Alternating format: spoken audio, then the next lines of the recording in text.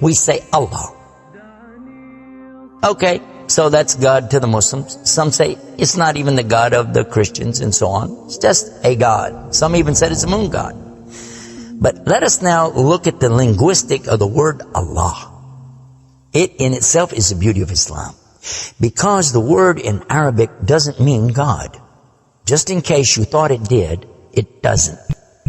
Because we have a word in Arabic for the word in English, God. It's called Ilah. Ilah, God. God, Ilah. That's the word. But when we speak about the one and only God, the one that's to be worshipped, the God of Adam, the God of Abraham, and the God of Moses, God of Jesus Christ, peace be upon him, and the God of Muhammad, peace be upon him, we're talking about essentially the only God that's worthy to be worshipped. No other God. Now, what would be the proof for this? I realize that we have a lot of detractors who will say, no, it's not true, I don't believe it. Let's get a proof from the English translation of the Bible. That's a good place to start. Around the earth, there are many hotels and motels. And almost every one of them that you go to, there's a drawer beside the bed that when you open it up, you'll find a book in there and you'll take it out. Now, what is that book? And you already know the answer. It's the Bible.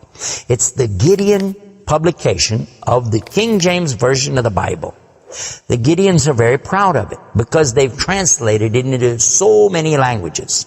If you'll turn a few pages right in the beginning, you'll find examples of the translation to Chinese and Korean and into Urdu, the language of Pakistan. You'll find it into Tamil. You'll find it translated into Afrikaans language, which happens to be the first. And the second language translated to is Arabiya, Arabic. And there is an example of each one of these languages from the verse in the Gospel of John, chapter 3, verse 16.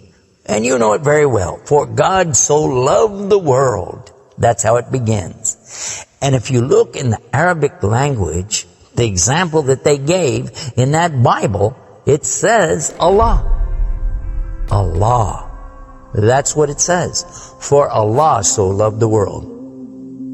So if it's not the same God, then why? All over the entire earth, everywhere I go, I find this exact same word being used in the Bible of the Christians. Now you might say, what about the Old Testament?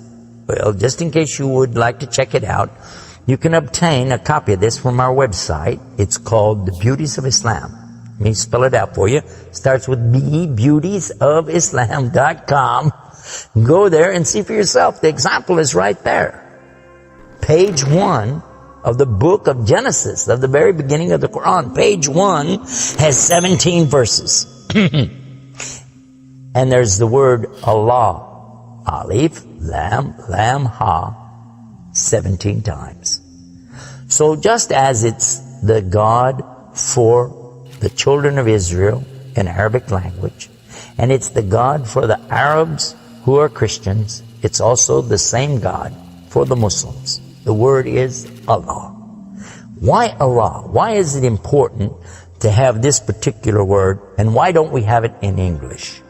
Now, I want to come to the etymology of the word. It comes from the word Ilah, and Ilah means God. But God is defined as what? Anything that's worshipped, whether it be something you can see or you don't see. Something you can touch or not touch, something that you can hear or not hear. A God could be anything. A God could be a rock, a stick, a stone, a bone. A God could be something that you could make with your hands. A God can be something you could use your imagination for. It could be a human being. A God could be anything. G-O-D, God could be anything. But there is no word in English for Allah. So when you translate the word Allah to be God, you've actually diminished the meaning of Allah. That's why whenever you translate the Bible from English to Arabic, you need to use the word Allah instead of God with a big G, which now gives us a clue to the problem. In the English language, they only have one word, God. Little G-O-D. It means something worshipped. It could be idols, images, pictures, statues. It could be human beings. It could be anything. This is God's. Little G-O-D-S. But when you mean the God, you have to capitalize the G. You have to make a big G. Now, what happens if you're going to start the sentence with the word God? You have to make a big G anyway, don't you? So you wouldn't know if it was God, big God, or God, a little God, just any old God. You wouldn't know.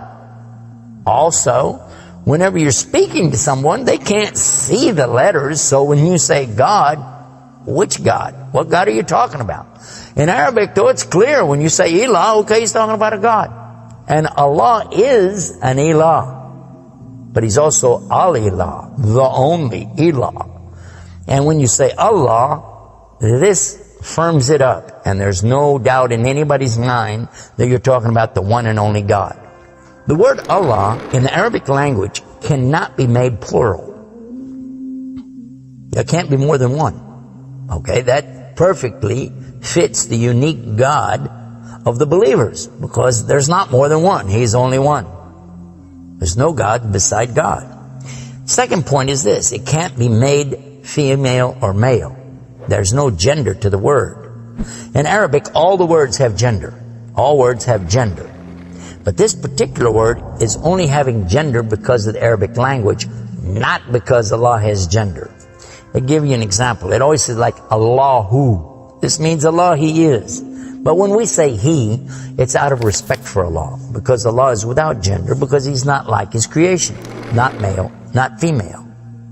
Additionally, we find that the examples in Quran, for instance, when Allah is talking about Himself, you'll find it says Nahnu. Nahnu means we. And Allah refers to Himself as Nahnu. He also says khalaqna. He says khalaqna. What does that mean? He's saying that we created. And throughout the Quran you find Allah referring to Himself as we, our, and us. And right away you're going to say, okay, if that's not plural, then what is? In fact, this is the royal we used by a king or a queen when they're giving decrees. We have it in English too, so you can understand.